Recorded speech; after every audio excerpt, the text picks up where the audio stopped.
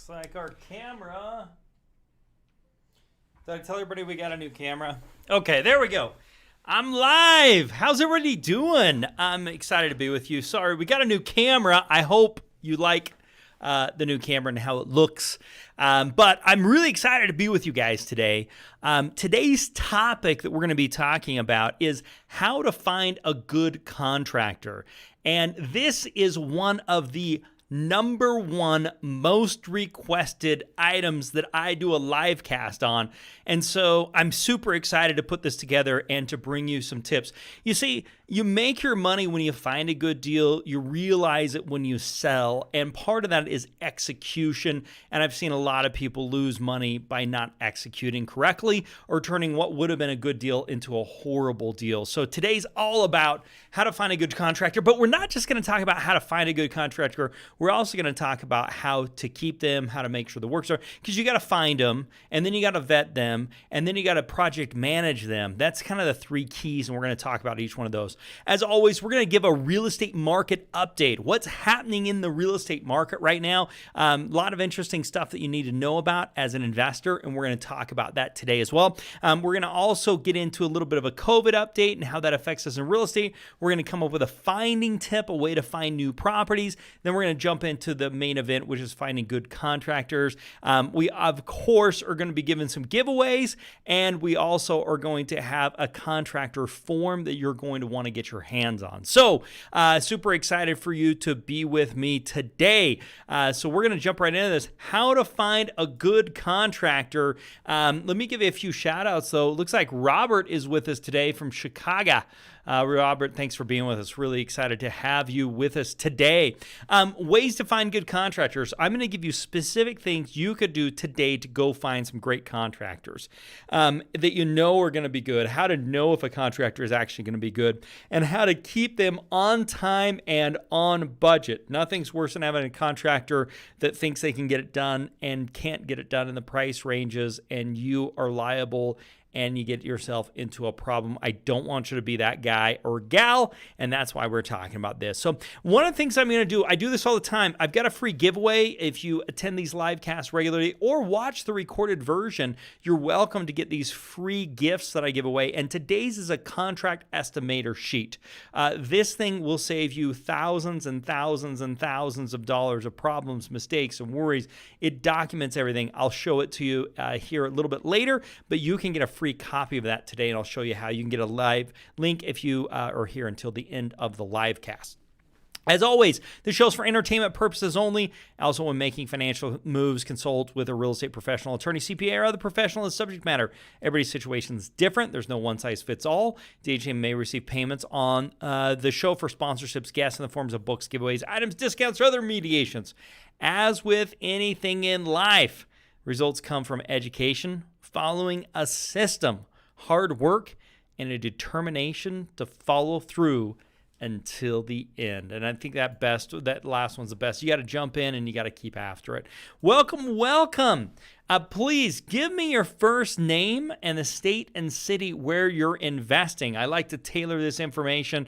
Robert's from Chicago. We're excited to have you here today. I'm going to be doing a little case study in Atlanta. So if you've got some people here from Atlanta or anywhere in Georgia, I'd love to have you. But please give me your name and where you're investing as we tailor some of this content around so it can be the most useful to you. Let's see here. If you're watching this as a recorded version, please join us live every single Tuesday, 6 p.m. Eastern Standard Time. You can join us live where we do a deep dive into real estate investing. So excited to have you. Also, every single week, I also do a shirt giveaway. So today, what we're going to be giving away. So from last week, we've got a DHM mask that's going to be coming somebody's way. And we also have a shirt. This is one of my favorites. This is the I Made It Through Rehab shirt. And so we'll be sending this out to somebody, and we'll get you your right size. We got a bunch of great sizes on this, so let us know. We'll get this shipped out to you. And so this winner of today's has actually already been decided, and we'll be announcing that at the end. This week's winner that we'll be announcing next week is going to get one of our I Flippin' Did It shirts. It's got our DHM logo on the back there, so this is what we'll be giving away next week, as well as we're going to be giving away another DHM mask is going to be coming your way as well. So if you would like to be the winner, at the end of this live cast we'll announce last week's, if you want to be the winner of the free shirt giveaway, we pay for shipping, we pay for the shirt, we send it your way. Two things. One, I really want to have you take a picture wearing our gear and post it on social media. That would be huge for us. We'd love to see that. So for any of you that are listening, there are prior winners, please take a photo of yourself, post it on social, tag us at Do Hard Money because we'd love to see that. If you want to win a shirt, please ask great questions and leave positive comments, right? That's where it starts, asking questions. What about this? How does this work? As you have questions about what we're talking about, make sure that you post those. Also, high interaction, being engaged, being part of it, and commenting on the recorded video. This live cast, it's live right now, but it will be recorded and then it will be posted on YouTube, and you can go back there and you can put comments on those recorded videos as well. We've got a shout out, and we choose one winner per week for our shirt giveaway. We got a shout out to Angel. Let's see, tell us your first name. Oh, from Georgia, from Atlanta, Georgia. Great to have you here. Appreciate you being with us. Guys, if you're loving these live casts, and I'm sure you are, and you want to see them continue, I really need your help. Right now, we're at 4,570 subscribers, and our goal here is to get to 4,640 by the end of January, okay? So we have 70 more subscribers to go to hit the goal for the end of January. Now, we're only a week in, so we've got a couple more weeks to go, and we want to see this happen. So I would really appreciate your help with that. So every single day, I upload a new video of the day. It's a short form. It's like 5 minutes, give or take. It's one specific question, like how to get loans for investment or buy versus build. And if you have a question that you'd like me to answer, real estate, finance, investing, wholesaling, you name it, go ahead and just watch one of these videos and in the comments put, just ask Ryan, ask this question, and type in that question, and I'll create a video for that, and we'll post it live on YouTube, and I'll even give you a shout out directly. Omar is asking us, how does it work? How does what work? Omar, give us a little more detail on this because I'd love to help you out and get that question answered. I'm not sure exactly what you're referring to there, but hit us up again. Okay, so we do these every single day. So what I need to have you do, if you haven't already, go watch a few of these videos and hit them with a thumbs up.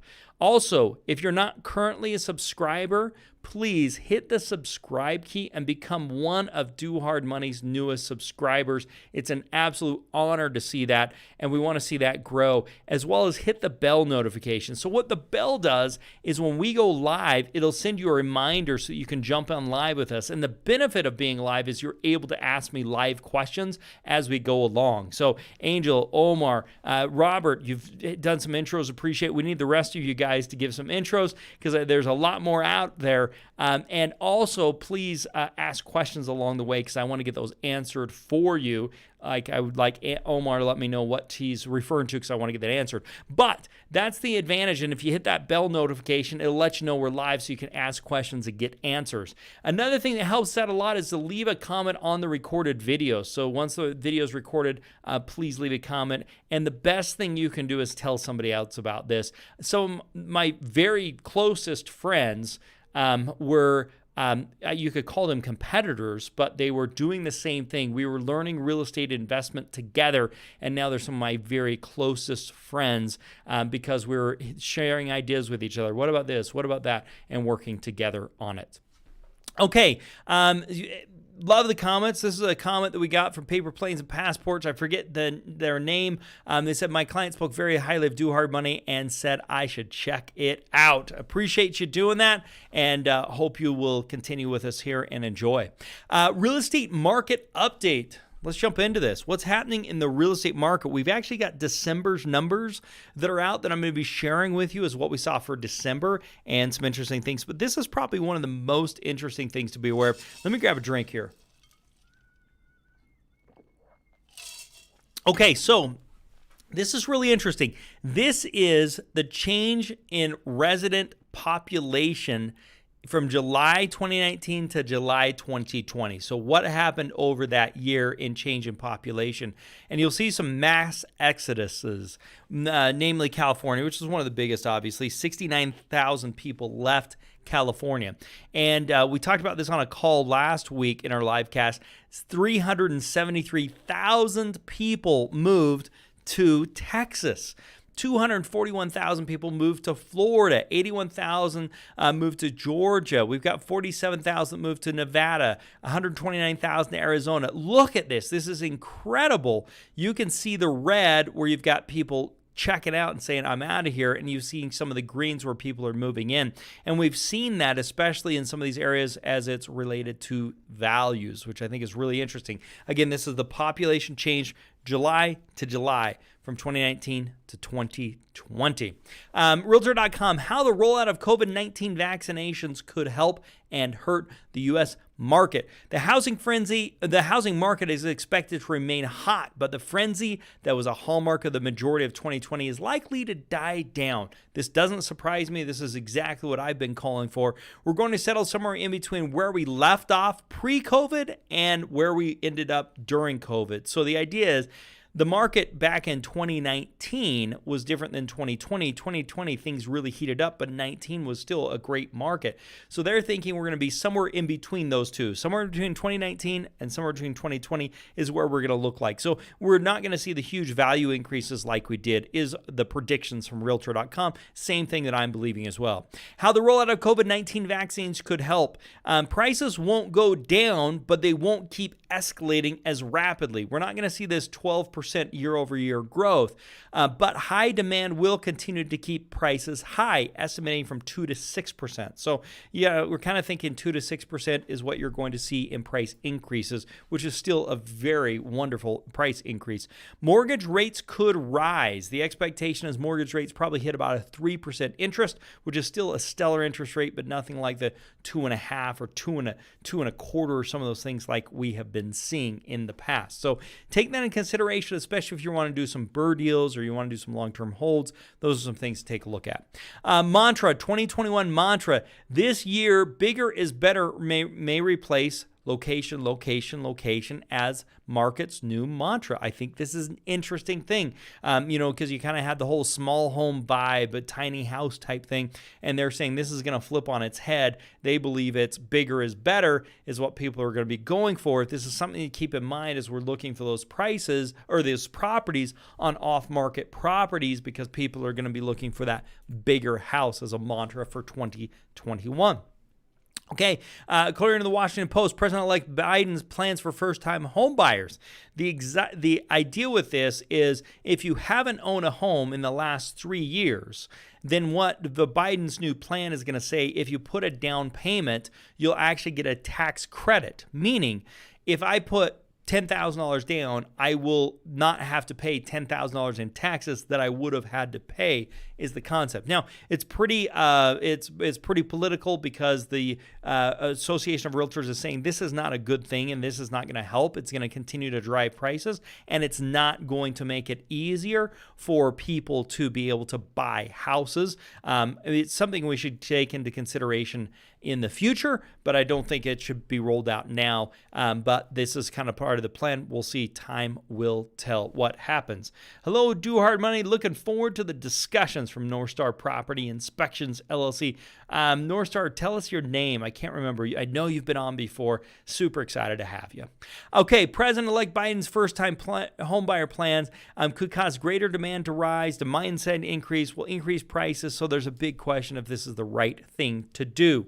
Ewan, who is the Association of Realtors' top economist, says home sales could be 20% higher in the third and fourth quarter compared to prior years. That doesn't mean prices will go up 20%. It means the number of transactions will go up 20%. So if there's 100 transactions in one quarter, it would be 120 transactions, a 20% increase. Additionally, he sees homes prices rising more than 5%, possibly 10%. So he's a little more optimistic about what's going to be happening than with Association of Realtors as a whole, where they're saying, hey, we're going to see a 3 to 8%. He's thinking it's a 5%, maybe 10% as the vaccine becomes available, possibly leading to faster jobs growth rate and more favorable. The Biden bump. Among other things, Biden is likely to remove the SALT cap limitations on itemized deductions for mortgage interest, state and local taxes enacted under President Trump. Since property taxes were one of the higher things, especially in big suburban areas, a repeal of that would benefit those who relocated from cities during the pandemic. So it'll be interesting to see what happens with this. December data. So you've been waiting for this. Tony. Okay, great, Tony. Glad you're with us. December data. National inventory declined 39.6% over last year. So there's basically 40% less houses that were for sale that someone could have gone and purchased than there was a year ago. The inventory of newly listed properties declined 0.8% nationally and grew by 7.6% in large metro areas. The number of national median list price was $340. It was 13.4% higher than it was a year ago, and large metro areas saw about an 8% price gain over the prior year. Nationally, the time to sell a home was 66 days, which is 13 days less, fewer days than what there was a year ago, which is really crazy because December things kind of slowed down a little bit. Basically, last December, we were at 79 days and we were at 66 days from the time it goes on the market to the time that property sold. That's insane. It's super fast. Questions. What are you seeing in your market area? Please type it in the comments. Love to hear what you're seeing in your market areas. If you have some questions about what's happening with the overall market, some of the forecasts and predictions for next year, make sure you type them in the comments as well. I'd be more than happy to help answer those. We're going to jump into a little quick COVID-19 update after I grab a drink of water here. All right, so let's jump into this COVID-19 update. In the United States, here's where we're at, guys. You can see this line as to today. These are predictions. This is actual to the left, predictions over to the right. You can see February, March, April. You're kind of seeing the predictions are that we're kind of at the peak of this, which is great news because I cannot wait to see this. And someday I can't wait to burn my mask. Of course, I probably need to keep masks so my grandkids will know about this, right? So anyway, but that's kind of what we're seeing. Joseph Ellis in Pennsylvania, so you have an idea in PA, 14,395 beds, hospital beds with 10,000 in use. You're starting to see predictions are showing we're going to start to see that decline. Dawa in Ohio, 14,000 beds with 6,000 in use. You can see you're getting closer, although it's not quite as steep as a decline for whatever reason, which I think that is really interesting. Roche, I'm so glad you are with us because I'm going to be showing you some info in Atlanta that you're going to want to see. So I'm super excited about it. Do you see that? Oh, yeah, I got those questions answered last week for you as well. Let us know if you saw those. When to get vaccinated with COVID-19. Healthcare workers right now are getting vaccinated. Safety workers, first responders, anybody that's age 65 plus, depends on where you live. If you're able to get vaccinated, where I live, not quite yet. They're doing the first responders and healthcare workers at the moment. At that pace, it would take nearly 7 months before 80% of Americans were vaccinated, the threshold the CDC estimates would need for life to return to normal. That's going to be quite a while, right? So 7 months from now, we're talking July, August type thing. Now, I'm hoping it'll speed up. I hope they get more vaccination. I think those things I think it will get faster than what we're at right now, right? We keep just getting a little better and better. Roche, you've got to go check out that. I got those questions answered. Naveed from South Jersey. Thanks for being with us, Naveed. I was burnt out from trucking. Laugh out loud. All right. Are you a long haul trucker or are you just or do you just do stuff locally? I'd be interested, Roche, because you could find some properties in some other states outside of Georgia too. I thought this was hilarious, so I just had to tell you. Disneyland is being converted into a mass vaccination site. Disneyland Resort in Anaheim will soon be transformed to a mass vaccination site, which I think is really interesting. Like go see Mickey and get a shot all at the same time. Boom. I guess that'd be a happy day. So anyway, I thought that was interesting. I can't wait to see how they pull that off. ABC News, virus today, vaccination efforts to end COVID-19 accelerate. That's just the same thing. Fawcett says we could return to normal by mid-fall. I'm hoping it's going to be sooner if most people get vaccinated. That's a big deal. COVID-19 is under control in China. Their economy is surging ahead. Their first cases were in November, so we're getting closer to normal life, but be careful. We don't want to put our guard down quite yet. Let's see, Rochelle, what do you got? Over the road questions. Do you treat a burr great question. Keep it coming there. Do you treat the burr the same as a fix and flip? I don't know. Keep typing. Rocher, I'm with you. Risk is COVID-19 exposure on planes virtually non-existent when masks are worn. I think that's really interesting. That was the test they did. Let's jump into a property finding tip. Who would like to know some more ways to find properties, especially in today's market? If so, put it in the comments. I'd like to know. My question is, this is Rocher. My question is, do you treat burrs the same as a flip? It depends on what you mean by treat them the same. So as far as funding it and getting it, yes. But what you're going to want to do is you're going to want to get pre-approved with a takeout finance lender. This could be your credit union. This could be a bank. This could be a mortgage broker, whatever the case is, and say, hey, I want to get pre-approved, and give them some ideas. So if I bought a house and the rehab was done, what would you give me? What loan to value would you give me? Lots of them will do 80% loan to value. Some of them 70% loan to value. And then a couple of questions you want to ask them, Rocher, is what is their seasoning requirements? Meaning, if you just bought this home 5 months ago and you bought it for $100,000 and you put $50,000 of work and you owed $150,000, would they refinance the entire $150,000 without you having to bring additional cash to close? So you want to figure those things out. Every lender is going to be different with that. And then you want to get pre-approved with them. They pull your credit, they pull your background, or your credit, they do your debt to income ratio, not necessarily your background. So those types of things you want to have them look at. And then they'll give you what's called a pre-approval letter that says, hey, based upon everything, we've pulled this. If you can get a DU or an LP approval, meaning the computer give you automated underwriting, that's even better.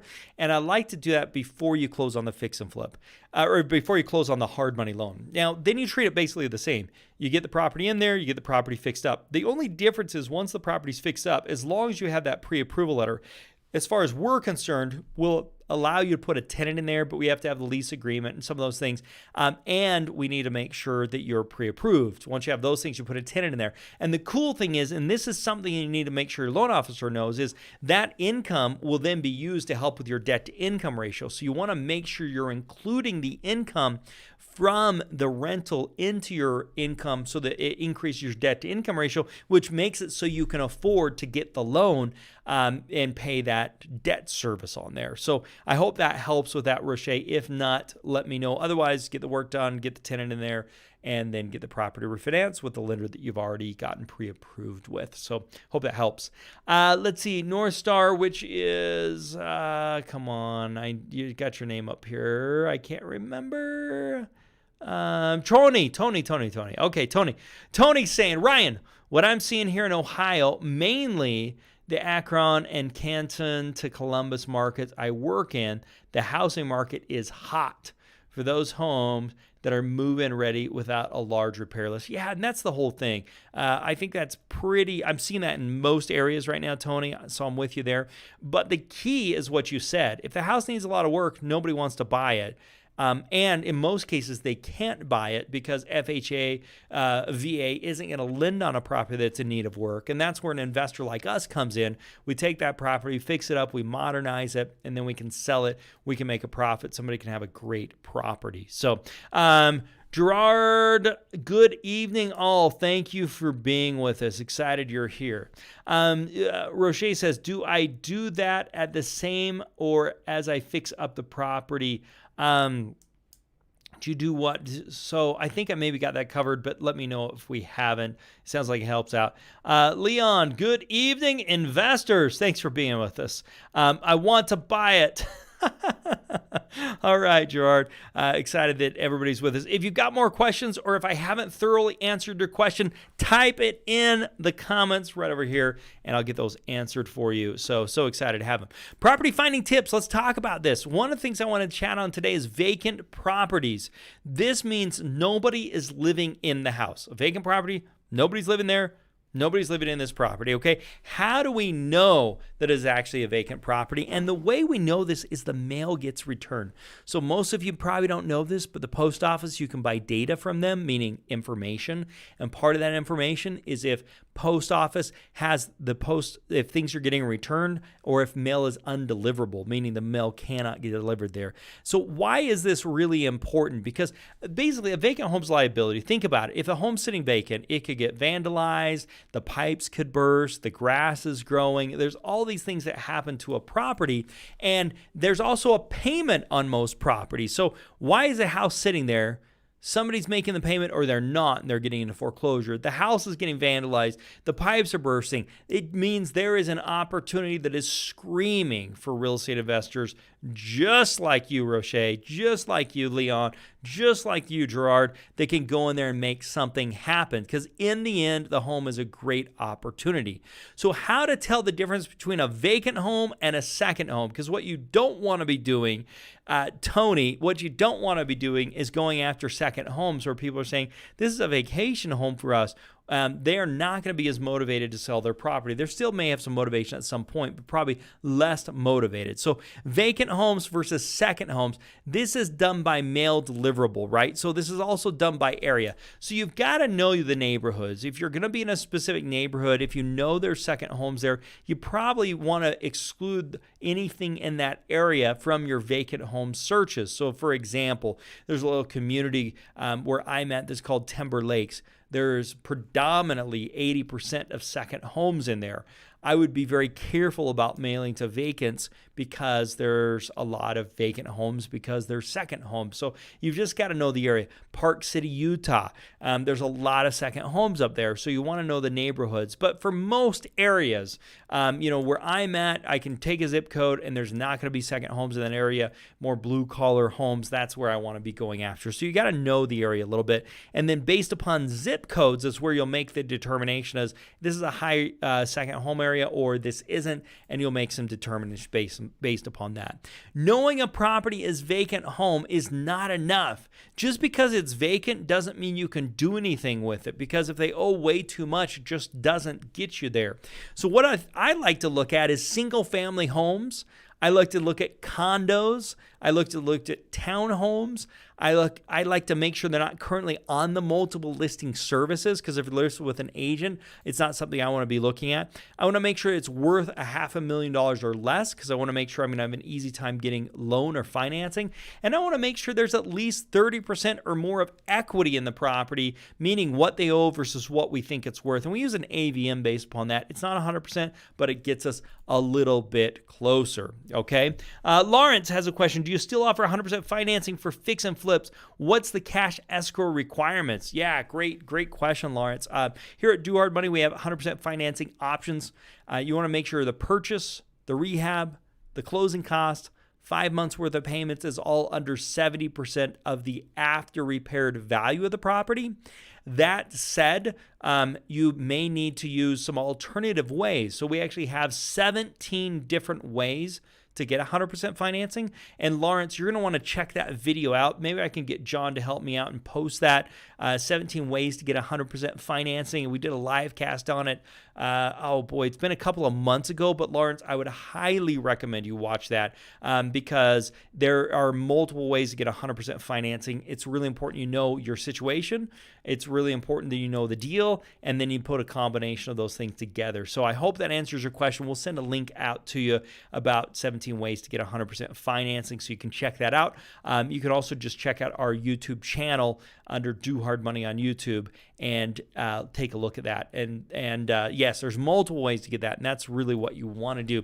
And I think what's even the best is if you can get 100% financing on a BRRRR type deal. But to do that, you've got to be going after off-market properties. So who do we have here from Atlanta? I can't remember. I'm going to get there. Roche's from Atlanta, if I remember right. If I'm wrong, just correct me. Who else we got here from Atlanta that has said, okay, we got Robert's from Chicago. Oh, Angel. Angel's from Georgia, Atlanta, Georgia. So we got a couple of you from Georgia. Oh, great. Thanks, John. John got that 17 ways. So, Lawrence, take a look at that. So how you do this, you put in Georgia, and if you're a member and you have Investor's Edge, we create the buckets, right? So we have different buckets, and you can actually build a list. So let's just jump over to Investor's Edge here real quick. Let me pull this over, and we can take a quick look and give you an idea. So like here, I'm going to type in Atlanta, Georgia, and normally you could do this by zip codes or you can do this by areas, right? And so one of the things we've got built here is a bucket, and this is the vacant home bucket. So this will just refresh. There's 6,214. There's some duplicates in there. 6,214 properties, right? So then once you get these properties, and you can come in and refilter these however you want. Right now we have vacant, single family. Maybe you don't want single family. Maybe you only want condos. Maybe you don't want condos. You only want single family. I want to make sure they've owned it for at least a year or more. If they've only owned it for a couple of months, they may be a fix and flipper. I don't want those. Sell dates, we've looked at that. 500,000. We don't want it on the market, and 30% more of equity. 6,214 of these properties. And I can then take these. I can add it to a list. I can create my list. And then that comes into a My Properties list right here. And then the cool thing that you can do, and I actually did these for you guys because I wanted to show you. I did a couple, skip tracing. Let's just see here. I actually already did the skip trace for you. And so I can find my campaigns. Let's see, where's my test list?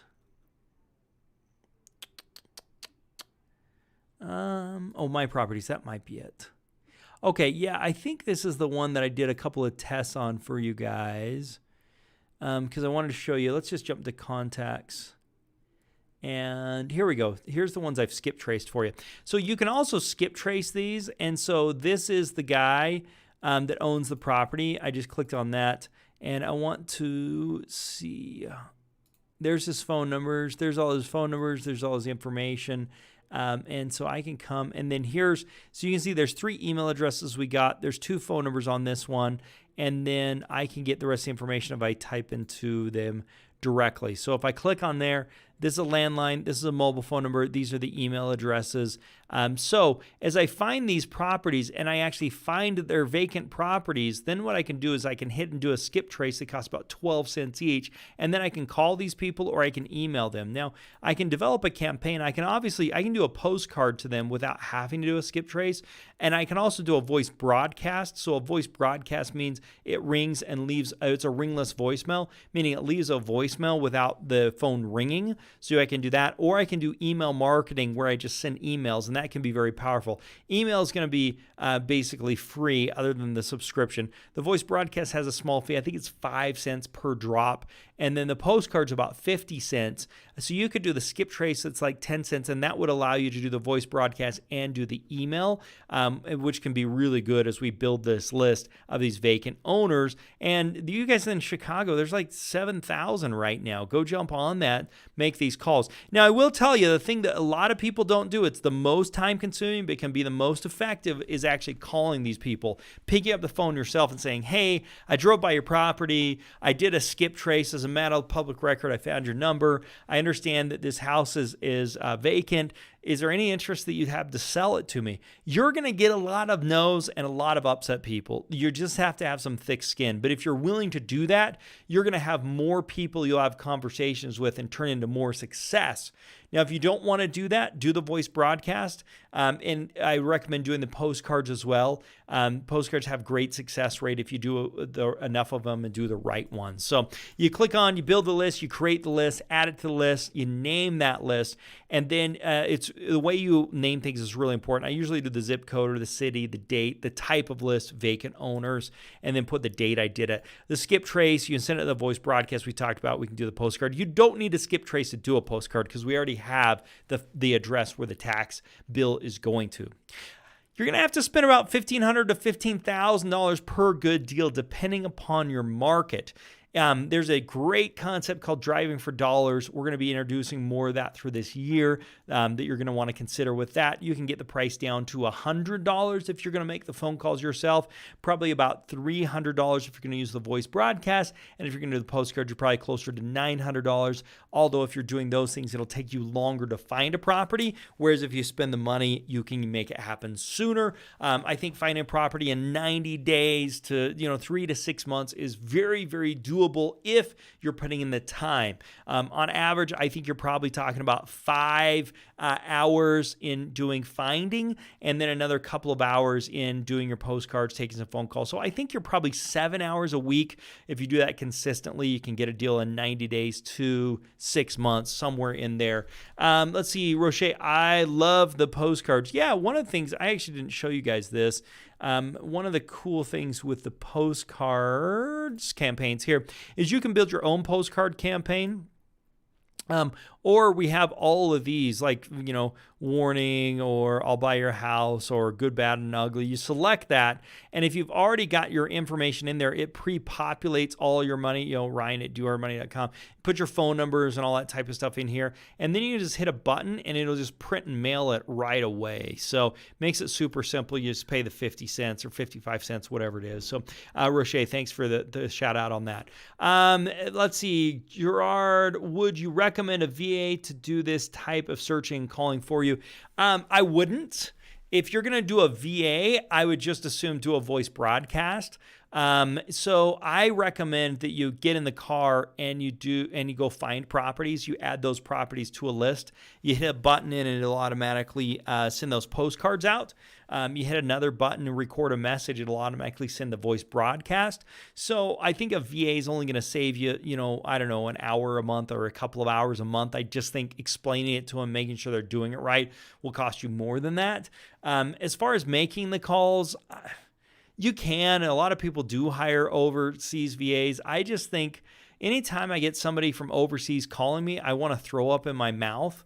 And so I'm like, what are you doing? And that's no disrespect, but my sirens go off that it's like a sales call or it's something else. And so that's why I recommend that you actually do it yourself. I think you'll do a better job. And the other thing is, a lot of people want to delegate it because they're scared to have the conversation. The faster you start having those conversations, the faster you learn, and you'll do better when you're in front of the property, and you'll do better when you're at the house with the customer. You'll just have a better, with the seller, you'll just do better with that. That's just the thing, is you got to get used to it somewhere. So I hope that helps, Gerard. Appreciate the thumbs up. Lawrence, what's the cost of that software? Give us a holler. We have a bunch of different packages. It just depends on your needs and if we're a good fit. It's part of our overall Find, Fun, Flip package, which I'll show you a little bit about later. Okay, additional questions, please put them in here. If you have questions about finding vacant properties, type it in the comments. I want to help out. But we're going to kind of move into our main event, which is how to find a good contractor, which is means I probably earned another drink of water here. My throat's going dry. All right, guys. How to find a good contractor. What you're going to learn today is one of the most requested topics that I get. It's about finding contractors, screening contractors, and managing contractors. That's really what it comes down to. Okay? So first, the very first step is finding contractors. You've got to go find them. And here are some of my favorite ways to find contractors. Number one way is referrals. If you can get a referral from somebody, you're going to have such a better experience. But not just any referral. If you can get a referral from a real estate investor, that's golden. Just this last couple of weeks ago, I got a referral from a real estate investor with a contractor he liked. I had him look at some stuff. It's fantastic. The best way you can possibly get it. Now, a lot of people don't want to give you their don't want to give you their best contractor. So they may give you a subcontractor, maybe a carpet guy. They may not just give you their main guy, but at least that gets you further. So one of my buddies, he won't give me any of his contractors, but he gave me his concrete guy. He gave me his flooring guy, because those guys are not going to be used all the time. So them getting extra business doesn't hurt him. Whereas if I take his main contractor, he could be slowed up on other jobs, so he won't release that. That makes a lot of sense. But if somebody's not doing that much volume, they may be interested. So I found a great contractor this way. This is one of my other favorite ways, and this is so overlooked. In most cities, there's what's called an apartment or a rental association. This is a group of landlords that get together because they want to make sure that laws and things aren't passed, and so they have some help with legislation to help with landlords. Typically, because they're usually a nonprofit, what they will do is they'll allow sponsors. And lots of times you'll have plumbing or HVAC sponsors. But the key to this is these sponsors know their landlords. And so they've already lowered their prices, and they know they're going to get repeat business from them, so they can do things at a less expensive because they won't have the cost of marketing and otherwise. And so I highly recommend that you go and you find your apartment association, your renter association, your landlord association, and you find their vendor list of people that are sponsors. My very best contractor I've had for like 15 years, this is how I found him, was from the apartment association and making some phone calls to that list, looking for a good contractor, handyman, that type of stuff. So those lists can be very invaluable. You still have to do the work. You still have to screen them. I'm going to go through details on all that, but it's a great way to find contractors. The other thing, and this is so overlooked, every time you drive by and you see construction, stop, talk to the people that are doing the work and say, hey, I'm a real estate investor. I have lots of jobs. I've got some stuff coming. Are you looking for any more work? And then you always want to ask for a referral. If they're like, no, we're so busy, we're slammed, we got nothing. Usually that's not going to be the case. Usually they're going to say, yeah, I'd love to talk to you. Here's my card. Here's this. Usually what you're going to want to, if they do say, no, I'm too busy, the next question is, who do you know that would be good for me to talk to? And lots of times they will come out and let you know and say, here's somebody else you should chat with. This is one of the best ways as well as you drive by. Let's see here. Jared says, Lawrence, worth the cost. Yeah, I mean, here's the deal. Making a deal happen versus not making a deal happen, it's an opportunity cost for sure, but appreciate it. Robert, any funders in Chicago? Yeah, Robert, you're talking to one. If you're talking about funding on deals, we fund on deals in Chicago all the time. So let us know. Happy to chat with you.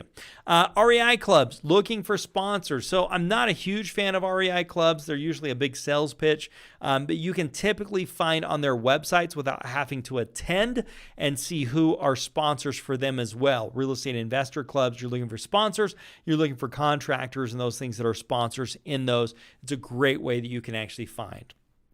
One of my other favorites is Home Depot.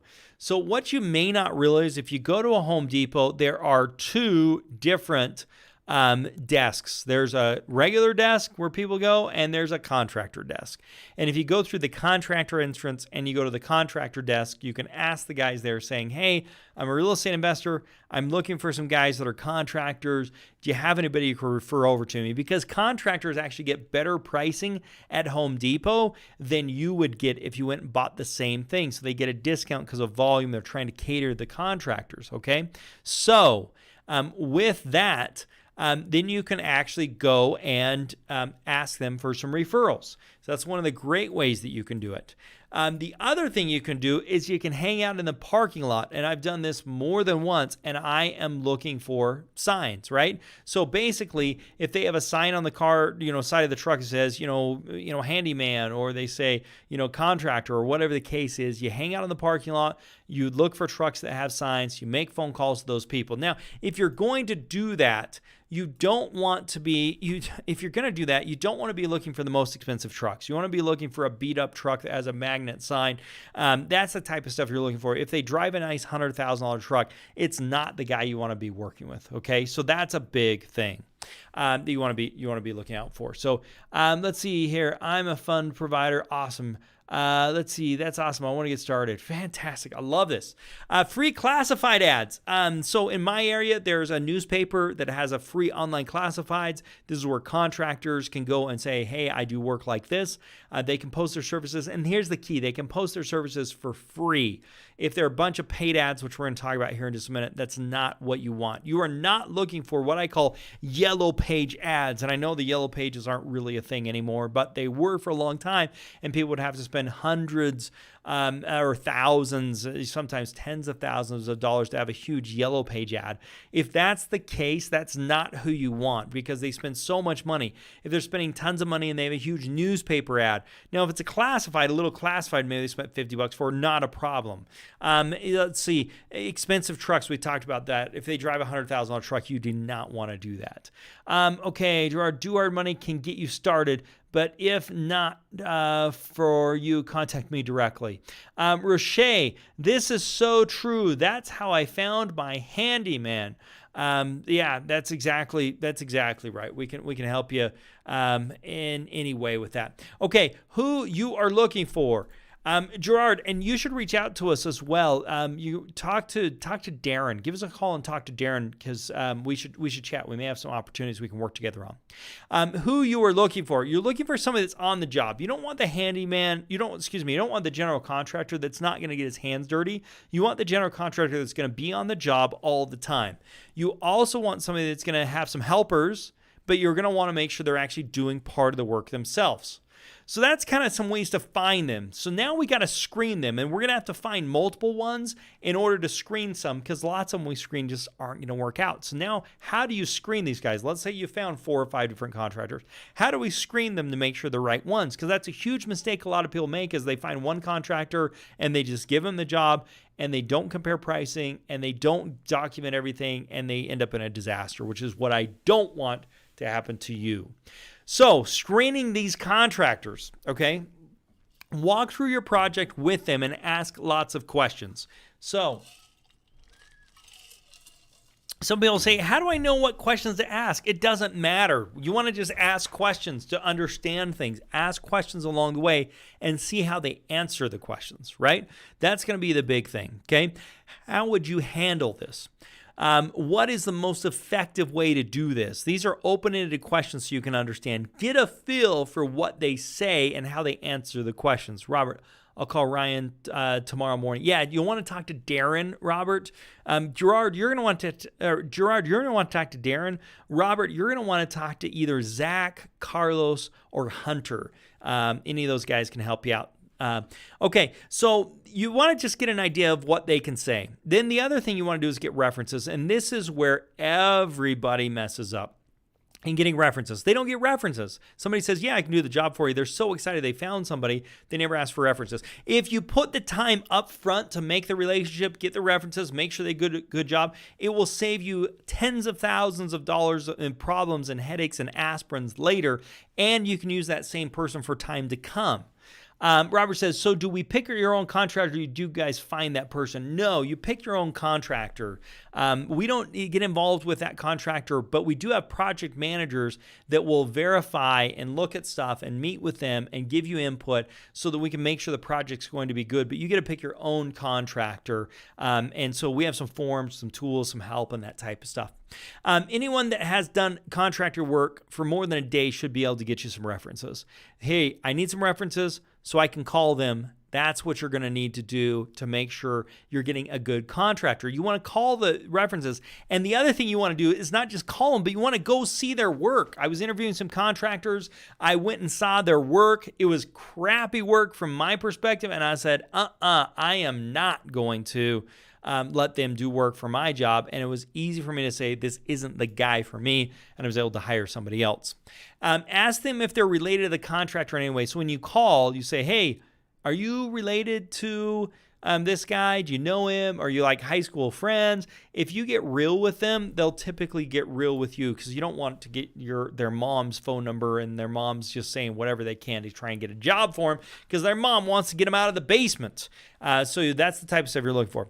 But if you go see the projects the contractor's currently working on or has worked on, it makes a big difference. I was interviewing another general contractor. I said, hey, I want some references. And he's like, sure, here's some numbers. I went to the guy's property that he built. It was a new construction. And the owner was raving about him. He's like, hey, he was fantastic. He did what he said. He open communication. That's the type of thing that you want to know, because if they've done this before, if they've done other construction work, you should be able to call them. And if they're not getting good reviews from their prior work, there's a problem here, and you need to go back to the finding to find more contractors, because that one's not going to pass the screening. Contractors work. I want to go see the job you're currently on. I want to see the job site. Even if you don't know construction, walk around and take notes as if you do, so that you can see the quality of the workmanship and jot those things down. A good contractor should have a waiting time. If you call somebody and they're like, I can be on the job this afternoon, as long as it's not like a plumbing emergency or something like that. But if you're saying, I need a contractor to remodel this property, and he's like, oh, I'll be there tomorrow afternoon and I'll get the whole thing done for you, that's usually a problem. You usually have to wait a week or two. They're usually on a job, and then when they finish that job, then they can get on to your job. So that's the type of thing that you're wanting to look for. If somebody can get a job right away, that's a problem. The other thing I like to do is verify licenses. Most people never do this. If you verify the licenses, it's usually easy in most states. You can do a license lookup and make sure the licenses are active. And if they don't require a license in some areas, you want to make sure they at least have a business license. That means they're serious about doing this. The other thing, and this is a really easy one, is ask for a copy of their insurance. Insurance like this for builder's risk or not that expensive. It's a few $100s. And if they don't carry that, they're probably not serious about it. And that will also help you if somebody has a slip and fall or something on your property gets injured. So I like to get a copy of their insurance. It's very inexpensive, and it tells me that they're serious about being a licensed general contractor. That's another way that I screen these guys to make sure I've got the right. Now, I got to find a bunch of them, because when I screen them, I'm only going to get it down to a few. And it's going to take several prospected customers to find that good one. And you won't really know until after you hire them, until after you do all the rehab work, that you actually know if they're a good contractor or not. I like to always get 2 or 3 bids for the same work. I always like to get 2 or 3 bids. Even with my experienced guys, I still like to get 2 bids, because I like to make sure they know I'm checking against them and I'm getting other pricing to keep them honest. As soon as they know they're a foot in for the job, you're going to see prices that are going to go up. Okay, Robert says, okay, I'll watch videos on Do Hard Money after this. I don't know that. I'm not sure what you're asking there, Robert, but I'd love for you to check out those videos and help you out in any way we can. All right, this does take some time, but you learn through the process. And again, this is hardest at first. Once you go through and find a bunch and you screen them and you're down to a couple, then you just have to call two guys and say 2 or 3 saying, hey, come out, take a look at this property, give me some pricing, that type of stuff. You get them trained. It's a lot up front, but it pays off as it goes on. And once you get the relationship, you won't always need to do this, but it's good to keep your contractors honest. It is worth it. One of the things to keep in mind is sometimes general contractors right now may be too busy, so you may need to pay them to come and give a bid. It's a hot market for contractors, so you may need to pay $100. And if they ask for that, I don't know if I'd necessarily offer that, but if you're having a hard time, you may want to start offering that. But $100 for them to come and give a bid is not an unreasonable expectation. And I can assure you, if you do it right, you will learn more than the $100 worth of the cost if you do it right. How to manage contractors. So we've gone through this. We found some contractors. We screened some contractors. We found a couple that meet the criteria that we think. Now the problem is we have to manage these contractors to get the work done on time and on budget. So how do we do this? The next step comes down to scope and materials. And I'll tell you right now, the number one problem, if you most people hire the cheapest contractor, they never talk about the scope, they never get any references, they don't do anything we talk about, and then they find themselves in a problem. If you find a bunch of contractors, screen those contractors, the next thing is scope and material. Because you want to make sure when you say you're going to do this for this price, you're talking about the same thing. Because they can install crappy cabinets for $5,000 or $2,000, and you could have thought they were installing shaker for cabinets that were going to cost $25,000, and you guys are not on the same page because materials just isn't there. So I'd like to walk my property with my contractor. I walk through the entire thing. I record the entire conversation, and this isn't to try and trip him up. It's so I can go back and document it all. So how much for this? How much for this? How much for this? And then I document it. And what I'm documenting is the scope. What are we agreeing is going to get done? And then I like to talk about allowances. How much of that is a carpet allowance? How much is that a tile allowance? Because I don't want him to go choose the tile. I'm going to choose the paint colors. I'm going to choose the tile. I'm going to choose the carpet. And this is really important because when I go shop for tile, I want to shop for what is available now because time is money. And if it's not available now, I don't want to use it. I want to use stuff that they have available right now. And if I don't like something, I may pay more for it, but I know I got to pay the difference. So you want an itemized bid. And then you itemize the scope, you itemize the bid, you send it to the general contractor, you have a phone conversation, you go through all of those numbers, you make sure everything is line by line. That is a key. Give yourself a 10% slush fund for any unknown items because if something comes up. Because keep in mind, if your contractor can't see it, he can't give you a bid on it. So if there's some unknown problem, and so it makes sense to have some money based upon that. This is our contractor's estimate. And with that contractor's estimate, let me just jump out of here. With this contractor's estimate, this is a copy of the estimate.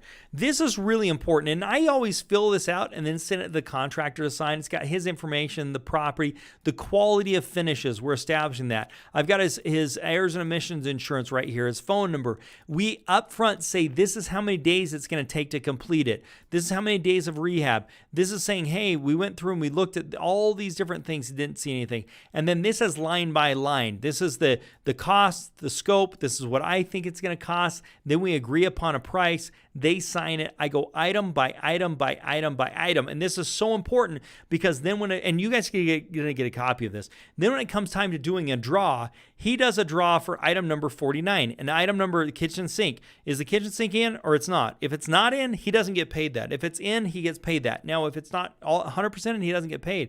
He only gets paid once the work is 100% complete, materials, labor, everything's in there.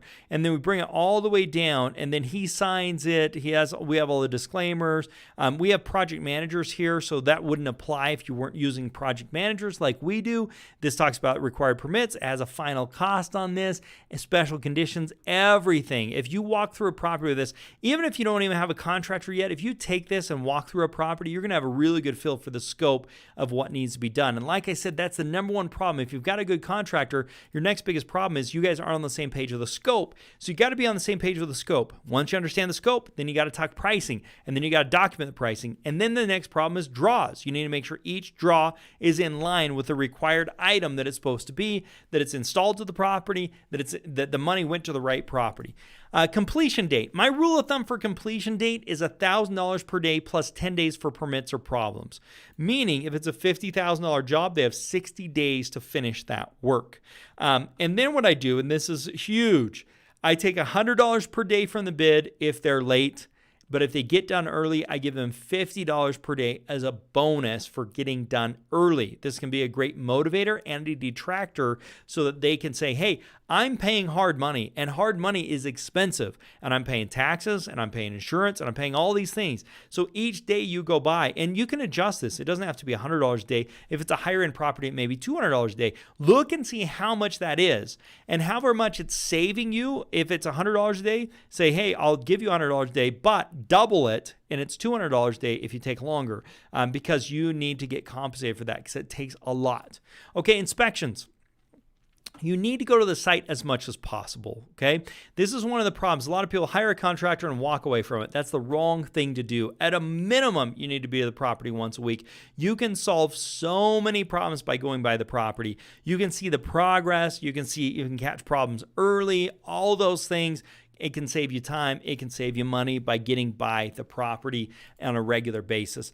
I typically give 10% up front, but no more. If it's a $50,000 job, I'll give them $5,000, nothing more than that. Everything else is done on a line-by-line basis. It must be 100% finished, not just purchased, permanently affixed, installed, 100% done with no questions. Meaning, if they install the kitchen sink, but they don't put the faucet on there, it doesn't matter. You don't get money for the kitchen sink. The kitchen sink and faucet all needs to be on there. There is no partial done. It's 100% done or it's not done. 99% does not count. It has to be 100%. If the faucet's there but it leaks, you do not get paid. If the faucet's there, it leaks, it's all done, then you're in good shape. If the contractor cannot do that, I'll put materials on my credit card and then I'll have them delivered to the job site, is what I will do, because I don't want the contractor to get his hands on money. That's the biggest thing. And you don't want your materials going into somebody else's job. Organization. Contractors are notorious for being late. I found that if I make arrangements for cabinets, carpet, I make better deadlines because they'll forget about it. So I call the carpet company, the tile, that type of stuff. I arrange that all myself because I don't want to get the contractor involved because they're notorious. I choose materials that are based on what's in stock, so I don't have to wait for any delivery times, which is huge because, guys, time is money. Each day that goes by is costing you hard money in taxes, insurance. We talked about the utilities. Every day is really expensive. So we went over how to find contractors, how to screen contractors, how to make sure it gets done on time and on budget. And Lawrence was asking about this. Robert was asking about this. Our complete system that takes brand new investors through their first home is called the Find, Fund, Flip system. It's got dozens of hours of training, deal finding software, access to 100% financing, which who was asking about that? Our 100% financing. That was Lawrence. So if you're interested in this, check it out. Just go over to Do Hard Money. Go to dohardmoney.com/get started. dohardmoney.com/get started. I'll have John put that in the description here, so you can click on that as well. Also, our contractor estimate sheet. Go to dohardmoney.com/contractor-estimate. If you want to get a free copy of this, whether you're listening to the live version now or the recorded version, this link will still remain up for a little while, so go get it while you can. Check it out, dohardmoney.com/contractor-estimate. We'll post that in the chat as well, and you get a free copy of that estimate that I was showing you about. This estimate here will give you a free copy of this so you can play with it. It will save you tens of thousands of dollars from problems that you would have ran into. Okay, so check that out, Do Hard Money Contractor Estimate. If you have enjoyed this, please give me a thumbs up, subscribe, hit the bell notification, and leave a comment. Tell somebody else about it. It's so important to us. Let's see here. Here you go, Robert. There you go, Robert. Yeah, absolutely. Thanks, Gerard. Get a copy of this contractor estimate. You're going to love it. And do I have any new subscribers today? Is there anybody here that is a new subscriber to our channel? Please type it in the comments. I'd love to know, because we love having new subscribers. Future topics. What would you like for a future topic? Type it in the comments. Let me know what you'd like to have me do a future one on. Choosing a contractor has been the most requested, and we did that one today. And if you've enjoyed it, put it in the comments as well. I'd like to know your feedback as to what you liked best about this contractor finding good contractors. And if you've enjoyed this, please check out my podcast called Income Hacker. And love to have you share that with some friends. Income Hacker, where we go over these things and real estate investing as a whole. Now we need to give away our winner of the week for our t-shirt. We're going to actually send out a mask, and we're going to send out our I made it through rehab. I made it through rehab shirt. This is coming our way. This is last week's winner, and we'll be doing one for next week as well. That's what the comments and everything have been doing. We'll put it towards next week. Oh, C-Class is a new subscriber. Thanks for being with us. Love to know your name. Our winner from last week that we're announcing today is Joseph Ellis. Joseph, are you with us today? If so, please say hello. But congratulations to Joseph. What I need to have you do, Joseph, is email support@dohardmoney.com.